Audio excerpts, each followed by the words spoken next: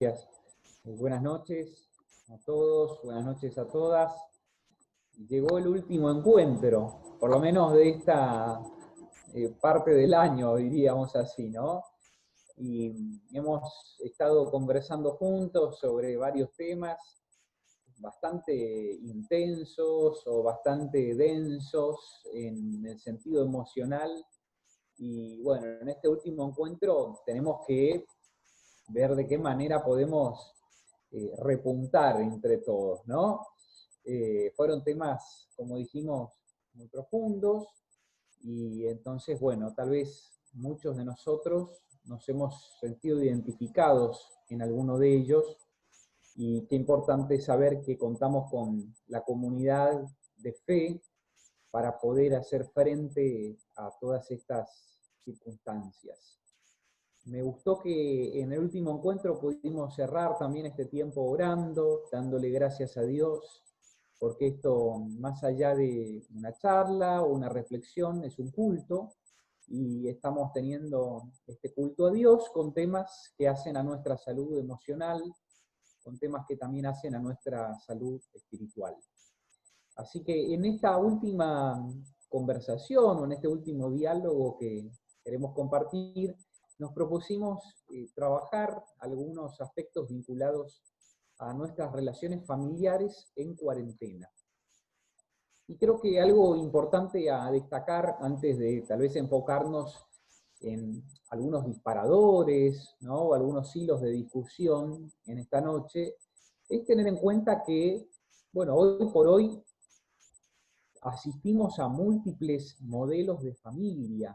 Más que modelos, nos referimos a ellos a múltiples configuraciones familiares.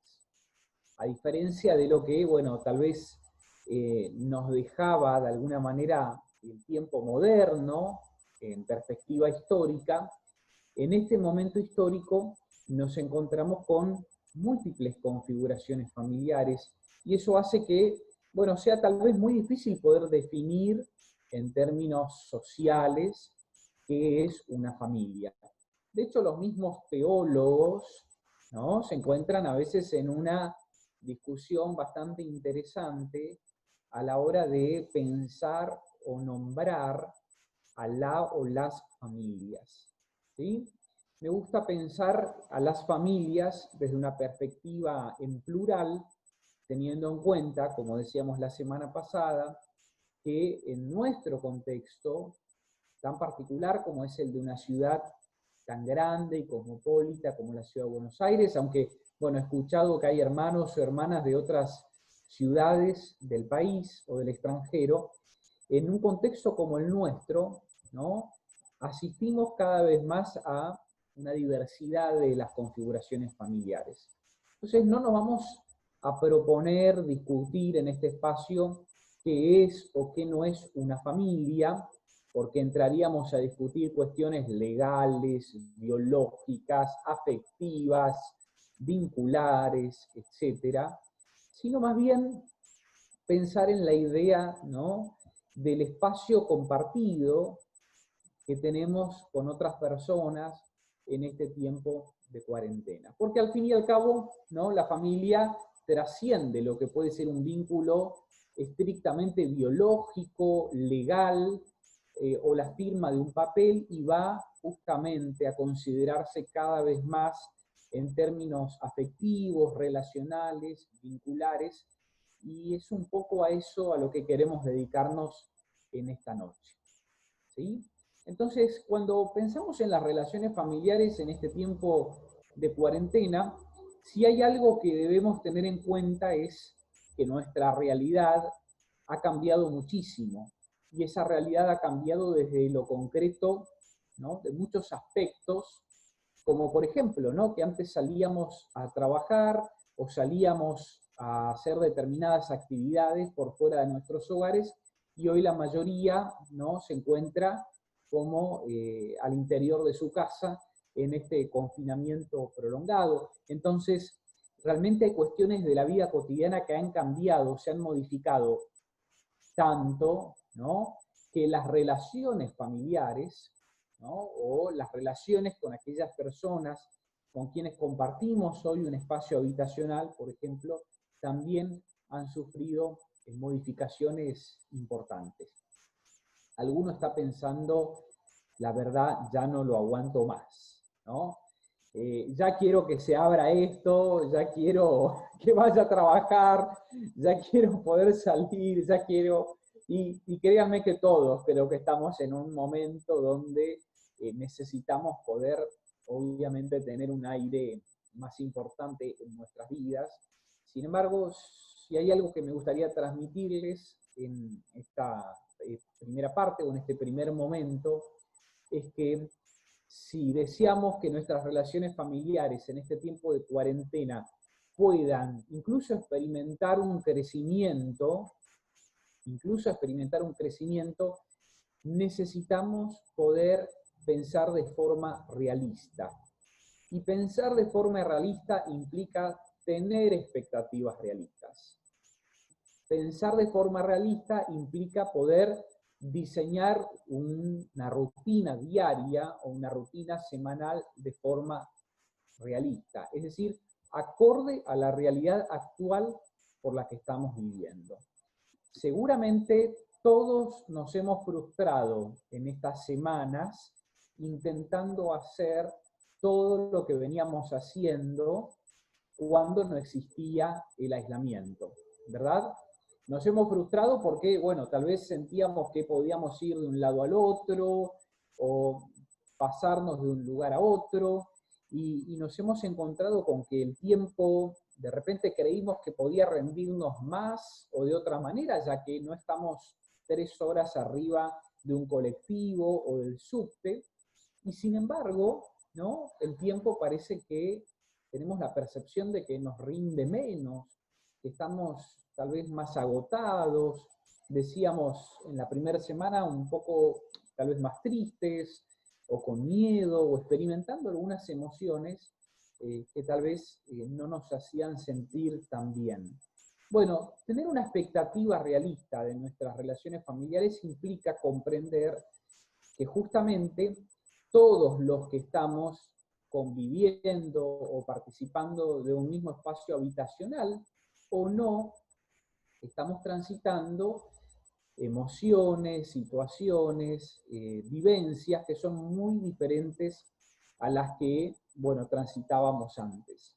Y esto, bueno, tal vez ya lo hemos escuchado desde otro lugar o desde otra perspectiva, pero no viene mal recordarlo cuando ya vamos por un cuarto mes, ¿no? Y hay muchas personas que no tienen la posibilidad de salir, que por su edad realmente deben prácticamente estar recluidas al interior de sus hogares, y esto hace que, bueno, uno empiece a sentirse, ¿no?, con la necesidad de desarrollar otro tipo de actividades, otro tipo de tareas.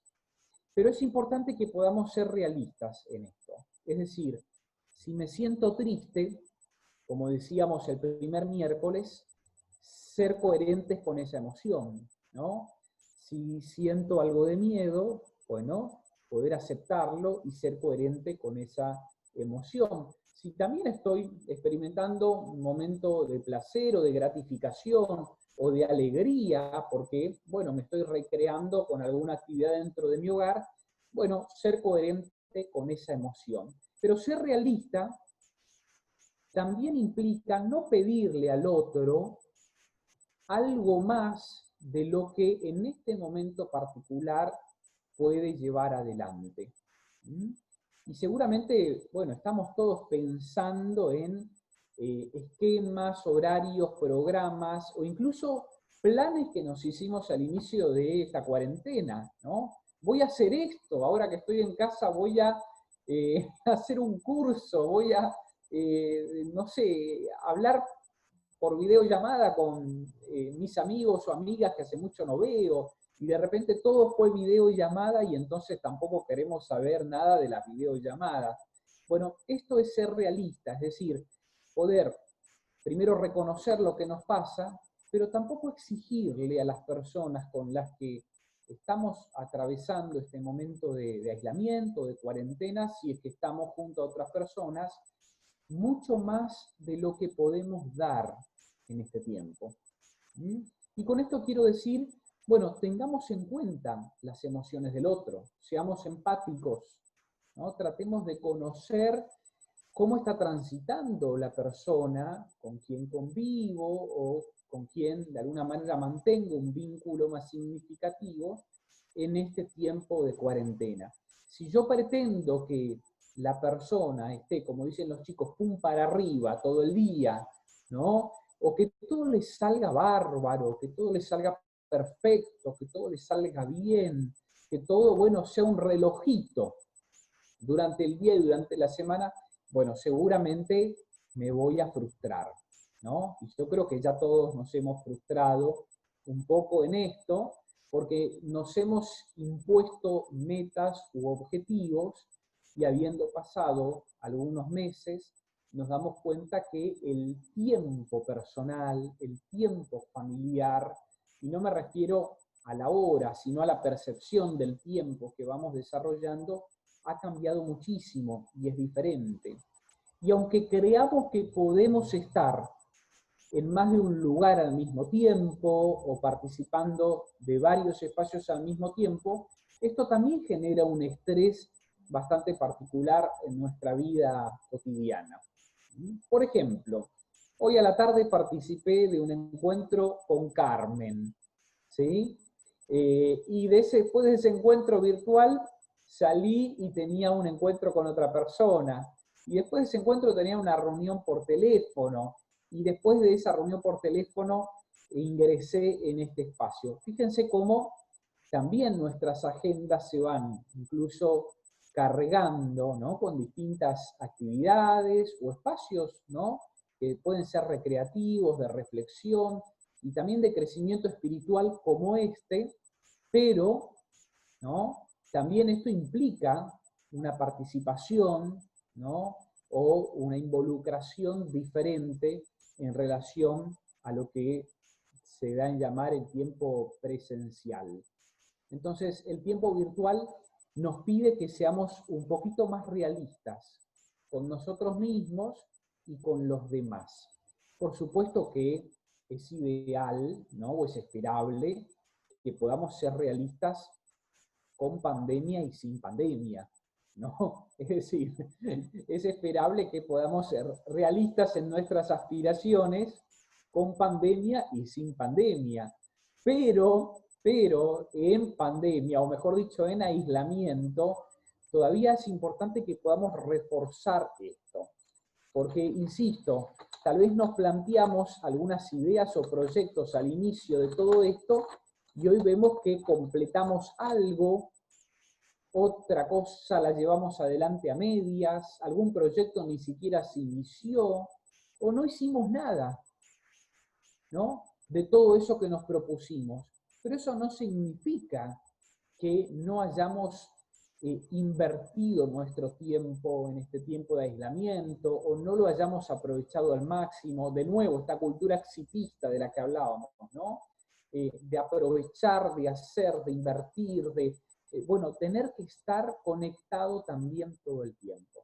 Entonces, lo primero que quería compartir con ustedes en este breve diálogo, ¿no? Es que busquemos alimentar percepciones que sean realistas de nosotros mismos y también alrededor de nuestras familias. Segundo elemento, que creo que es muy importante en este tiempo, es revisar cómo nos estamos comunicando, ¿sí? Es decir, cómo estamos de alguna manera transmitiendo lo que queremos transmitir, entendiendo que, bueno, la comunicación es un proceso que va más allá de una doble vía o de una interacción, y que incluso, obviamente, nuestros silencios, nuestros gestos, nuestra corporeidad comunica en general mucho más de lo que podemos decir con palabras. Y esto me parece muy importante porque cuando hablábamos de algunas emociones, ¿no? Nos preguntábamos cómo reconocer que esto está pasando en nosotros, o cómo reconocer que esto puede estar pasando en la vida de un familiar, de un ser querido, de un vínculo significativo. Bueno, en general comunicamos mucho más con nuestros gestos, con nuestro cuerpo, con nuestros silencios, que con nuestras palabras. Y este es un indicador a tener en cuenta en nuestras relaciones familiares. ¿Qué están comunicando nuestros silencios? ¿Qué están comunicando nuestros gestos? ¿Cómo se expresa ese desgano, el miedo, la tristeza, la alegría? Si esto ha cambiado, ¿no? Por ejemplo, si tenemos hijos y vemos que tal vez la alegría, ¿no?, ha mutado en su forma de expresión, o la tristeza ha cambiado en su forma de expresión, bueno, podemos empezar a estar atentos alrededor de esos nuevos lenguajes o de esas nuevas formas de comunicarnos, porque obviamente estamos en un tiempo excepcional. Importante es que como familias podamos aprender a comunicarnos de forma clara, ¿sí? Y cuando hablamos de comunicarnos de forma clara, estamos tratando de conciliar lo gestual con lo verbal, ¿sí? ¿Qué quiero decir con esto? Que bueno, necesitamos que se dé una integración entre lo que decimos y cómo decimos eso que decimos. Por supuesto que, bueno, tal vez nuestra expresión hoy esté también muy modulada por muchas de estas emociones que veníamos comentando en los primeros encuentros, pero qué importante es que cuando expresemos afecto, no solamente el afecto esté en las palabras, sino también en el modo en que expresamos el afecto, ¿no? Yo puedo decirle a alguien, te amo, ¿no? O puedo abrazar a esa persona y decirle te amo, darle un beso, expresarle el afecto. Y va a ser muy diferente lo que se perciba del otro lado si lo estoy haciendo simplemente desde una conjugación verbal, o desde una conjugación de palabras, o de una oración bien armada, bien estructurada, a que si lo hago, ¿no?, con expresión, con afecto, gestualizándolo, y aprender a leer esto también puede ser muy importante para nosotros. Cuando hay contradicción en este sentido, bueno, nos podemos ver envueltos en situaciones que son realmente muy difíciles. Y para eso es importante que, bueno, podamos comunicarnos de forma no solamente clara, sino abierta, es decir, expresando lo que realmente estamos sintiendo en este momento de aislamiento. Tratar de dejar el temor, ¿no?, o ese qué dirán o qué pueden pensar las personas con las que estamos compartiendo este tiempo, a expresar eso que nos pasa, ¿no? Y ser concretos, ¿no? Tengo miedo por esto, ¿no? Me da tristeza esto, tengo miedo que de esto no podamos salir, ¿no? O me da tristeza que, bueno, no pueda ver a mi papá, a mi mamá, que están en una edad avanzada, y realmente eso me angustia, ¿no? Eso es ser abierto en la comunicación. Es decir, poner en palabras cuáles son nuestras emociones, y que esas emociones, bueno, también puedan manifestarse y ser coherentes con nuestro lenguaje. Desde hace un tiempo, bueno, se viene también puntualizando en los estilos que tenemos las personas para comunicarnos, ¿no? Y hay estilos, por lo menos 3 grandes estilos que adoptamos las personas para comunicarnos. Uno de ellos es el pasivo, otro es el agresivo y el último es el asertivo, ¿sí? El estilo pasivo por lo general es un estilo de comunicación donde, bueno, dejamos que las cosas resulten más bien o se conduzcan a partir de la conducta de otras personas. Es decir, no tomamos una actitud, ¿no?, activa en nuestra comunicación, más bien somos receptores pasivos de lo que puede suceder y tratamos de adaptarnos o amoldarnos todo el tiempo a lo que otras personas puedan decirnos acerca de las circunstancias que estamos atravesando. Una persona con un estilo de comunicación pasiva, por lo general, siempre se termina adaptando a lo que otros dicen acerca de él. ¿Sí? Es decir, termina moldeando su percepción de la realidad siempre, o, a ver, en términos generales, en función de lo que otros dicen acerca de él o de lo que está aconteciendo. Bueno, en un estilo de comunicación, por ejemplo, agresivo, ¿no? Nos encontramos frente a una situación también un poco compleja, porque surgen acusaciones, ¿no? Temores más importantes, dificultades en el trato, en los vínculos, la carga emotiva siempre puesta en el otro, no hay una responsabilidad compartida, y entonces la culpa, ¿no? Como se suele decir, la tiene siempre el otro, ¿no? Un estilo de comunicación agresivo siempre va a decir, bueno, estamos acá porque vos, ¿no? Hiciste esto. Estamos en esta instancia porque no lavaste los platos, o porque no hiciste la cama, o porque no hiciste tus tareas, ¿no? Siempre la responsabilidad se pone afuera, siempre se pone afuera. En cambio, si podemos comunicarnos de forma asertiva, el vocabulario de forma asertiva lo que busca es que podamos expresarnos desde nuestras emociones, desde nuestros sentimientos. Y esto, por ejemplo, es de esta manera. Me siento de esta forma y por eso pienso que las cosas han funcionado así o han resultado de esta manera. Es decir, el eje está puesto en la percepción o el registro que hacemos de nuestras emociones para poder dar cuenta acerca de cómo nos estamos sintiendo y cómo es que pensamos también a partir de cómo nos estamos sintiendo. Ahora, cuando nos comunicamos de forma asertiva, en general, bueno, evitamos confusiones, o evitamos dobles mensajes, o evitamos situaciones donde, bueno, la comunicación confusa nos puede llevar a un conflicto tal vez más importante, ¿no? Por ejemplo, ¿quién de nosotros muchas veces no ha incurrido en un doble mensaje, ¿no? Por ejemplo, enseñarle a nuestros hijos que la mentira es algo que moralmente no está bueno, pero bueno, si llama a la tía Juana, decirle que no estoy, ¿no?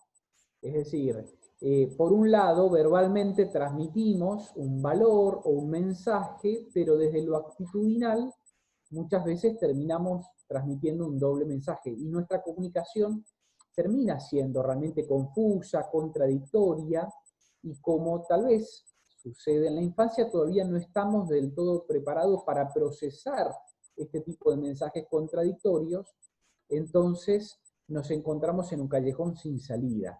O colocamos a los niños, a las niñas, a los adolescentes en un laberinto sin salida que no les permite tomar una decisión acerca de cómo operar, ¿no? Por un lado,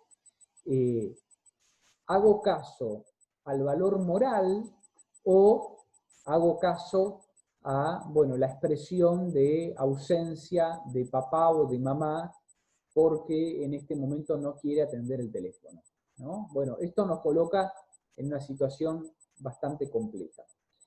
Y por último, ¿no? Me gustaría pensar un poquito en cómo, obviamente, suceden los vínculos humanos, resolvemos los conflictos en nuestros vínculos familiares.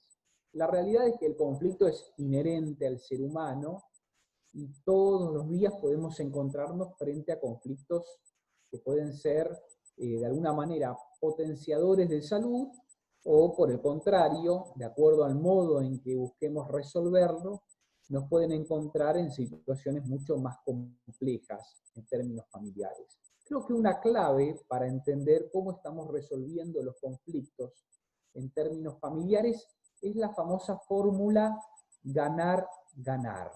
¿sí? En un conflicto siempre, por lo menos, hay dos partes.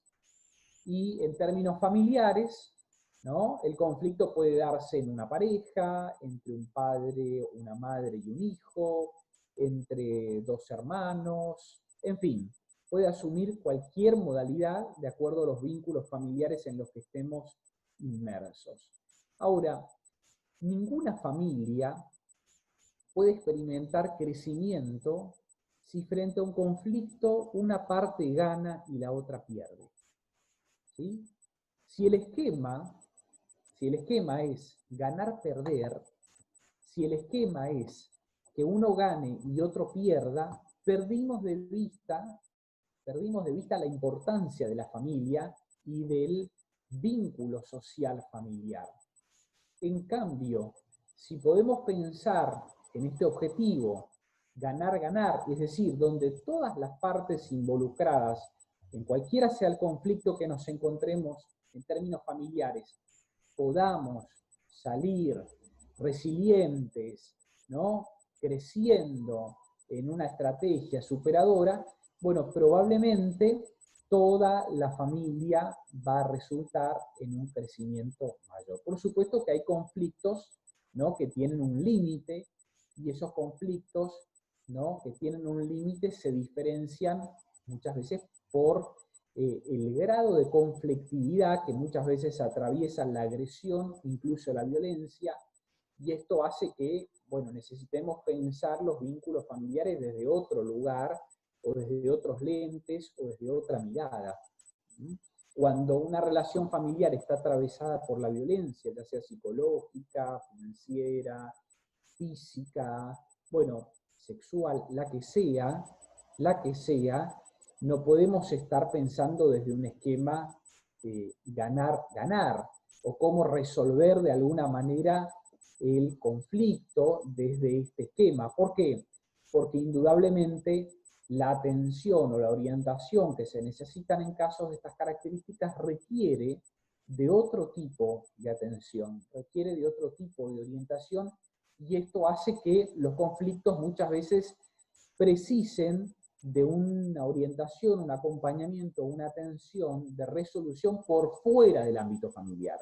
Y esto es muy importante a tener en cuenta, porque a veces las familias nos preguntan o nos consultan, y nos dicen, bueno, pero nosotros hemos intentado esto, hemos leído este libro, hemos hecho esta actividad, hemos probado esto otro, y sin embargo, bueno, nos seguimos llevando como perro y gato. Bueno, tal vez las estrategias para resolver los conflictos internamente estén agotadas, y entonces sea el momento donde necesitemos recurrir a una orientación familiar, a una orientación pastoral, a una orientación en la comunidad de fe, a una orientación profesional, a un espacio donde alguien por fuera del conflicto pueda evaluar cómo hemos llevado adelante esas estrategias, y en todo caso pueda acompañarnos en el aprendizaje de nuevas estrategias desde una perspectiva de la prevención y de la salud, o también desde la atención individual en el caso que, por supuesto, la familia, la pareja o los vínculos estén atravesando situaciones que, como dijimos, hayan cruzado ese límite de un conflicto saludable. Bueno, en todo esto, no me quiero extender más en este tiempo, digamos, de charla para que podamos conversar y dialogar. Creo que es muy importante tener en cuenta dos palabras que también pueden ser una clave o un horizonte en este tiempo de aislamiento. Primero, que necesitamos ser creativos. Lo que nos sirvió hasta antes del inicio de esta cuarentena o de este tiempo de aislamiento, tal vez ahora no nos sirva más, o no represente esos recursos que nos eran útiles para llevar adelante nuestra comunicación familiar, las expectativas que teníamos sobre las personas con quienes estamos compartiendo el hogar, o también el modo en que nos comunicábamos y resolvíamos nuestros conflictos familiares. Tal vez las formas, las maneras caducaron, ¿sí? pero no porque hayamos caducado las personas. Todo lo contrario, esta situación de crisis nos coloca en un lugar donde nos podemos dar la oportunidad de reinventarnos y de indagar, de tratar de encontrar qué otras estrategias o qué otras modalidades creativas podemos asumir para llevar adelante este tiempo. Y la segunda palabrita que quería compartir con ustedes es una palabrita que ha sonado mucho en este tiempo y que tiene que ver con la resiliencia, ¿no? Es decir, con esa capacidad de poder salir de este tiempo de crisis de manera fortalecida o fortalecidos. ¿Sí? ¿Qué implica esto? Bueno, que más allá de los conflictos o las situaciones por las que hayamos atravesado, por las que estemos atravesando, sumado todo el contexto social, todo el contexto sanitario, nosotros podamos encontrar en esta situación una oportunidad para poder aprender nuevos recursos. De hecho, probablemente muchos de ustedes han aprendido a usar el Zoom, ¿no? A partir de estos encuentros, ¿sí? A partir de los encuentros que la Iglesia viene favoreciendo desde el inicio de la cuarentena. O han aprendido a utilizar herramientas digitales que antes, bueno, tal vez las utilizaban para alguna ocasión u otra, o ni siquiera teníamos conocimiento de ellas. Bueno, allí está la resiliencia, ¿no? Un poco tal vez de forma forzosa, otro poco a regañadientes, otro poco porque no nos encontrábamos con otras posibilidades, hemos aprendido nuevas formas, nuevas maneras de comunicarnos, nuevas formas o nuevas maneras de resolver también algunas situaciones conflictivas, y vamos haciendo camino al andar, ¿no? Como dice de alguna manera este texto, vamos haciendo camino al andar.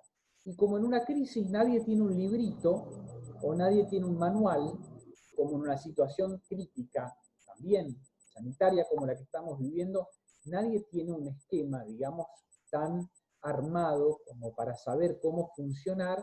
La tolerancia es algo que es importante que podamos ejercitar en este tiempo, siendo resilientes y tratando de, obviamente,